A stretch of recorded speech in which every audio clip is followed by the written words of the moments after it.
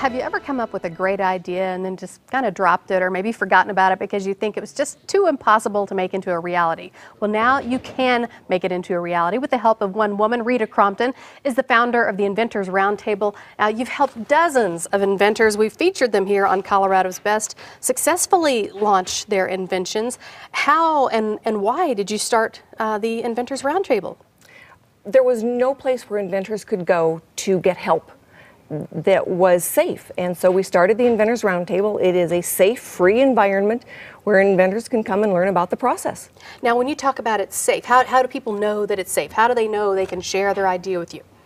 We coach them on what they can say ahead of time. Okay. All right, so they're not giving away their secret, but they're still able to ask the right questions. Yeah, I think that's probably one of the, the biggest questions people have is like, I have a really good idea, but I don't want to share it because I don't want it to get stolen. Right. And I mean, we certainly have enough inventors who've been there, done that, and now they're a lot more careful about what they can say to get the right information. Now, walk us through the process. I mean, everyone's a little different. I mean, everyone has such unique, different products. It's different for each one of them when it comes to getting it out in the marketplace. Not really. The basic steps are the same. Okay. Whether it's, something simple like we saw this morning with Pat's Great Grips. Yeah, with the little great grips here. Or something that's real high tech with a lot of electrical wiring. The first steps are do your own searching as much as you can. All right, inventors tend to not want to see anything out there, so they kind of have blinders on. Is that take the blinders off, really look. And then the next step is to build your own version of a prototype. Duct tape, cardboard, Legos. Can it really be that simple? That, The learning, that first two steps of learning, yes, it is that simple. The first thing that you actually spend money on is a professional search. It's $500. All of the decisions that you make after that are based on what comes back in that search. And so $500 is what that costs to make sure that nobody else has got your idea out there. Now, when it comes to patents, do you advise people to get a patent right away or a provisional patent? I mean, what is your advice along those lines? Inventors want to think that have idea, get patent to make money is the business plan, and that is just wrong on so many levels. Eventually, they will need to talk to a patent attorney, but not yet. That's not the first thing that they do. There's other things that we kind of coach them through that don't cost any money so that they really understand that the patent is a small piece of the entire project. Sure, sure. Now, when you're talking about building a prototype, does it just have to look like what they want it to, or does it actually have to be a working the first gadget? one is just so that it kind of looks right. Okay. All right, because you can say, oh, well, that's going to be way too big to do this thing. Or I've got to adjust it this way so that it's easier to hold on to.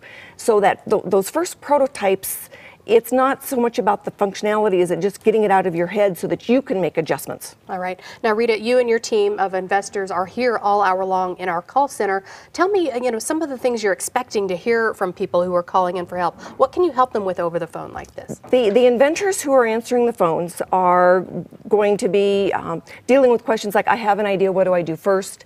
A lot of them will ask, where can I get some money? There isn't money for early stage inventors. There just isn't. All right, you're self-funded in those first few phases until you've done your own due diligence. Yeah, so many people think, well, I can get a businesswoman's loan or a small business loan.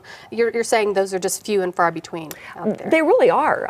You can get a loan, but it's going to be based on the other things that bankers look at. Your own credit scores and your own collateral and your own bottom line, not the product. Yeah. They don't look at the product. They look at you. I have to ask you this, the biggest mistake people make, inventors, what is it? I think the first one they make is that they assume if they get a patent, they're going to be successful. No, that's not going to happen. And the other one is thinking that there is money out there that there just isn't available.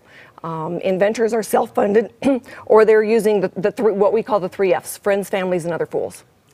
The 3 Fs, friends, families, and other fools. So you definitely have got to venture out way past that to know if you're going to be successful or not. You can't rely on them year after year after year. Exactly. And the other thing is that it's going to be quick. It's never quick. Okay. It takes time. Yeah, be patient. All right, again, we've got the call center open all hour long. They're there to answer your questions. So if you want to be inspired or you want to get a little more information, call 303-218-BEST, 303-218-2378. And if you've got a great idea for a product and you'd like to contact Rita directly, visit the inventorsroundtable.com, inventorsroundtable.com. She'll help you out. Well, coming up on Colorado's Best, we're talking healthy and fun school lunches that your kids will not throw away. Our expert Julie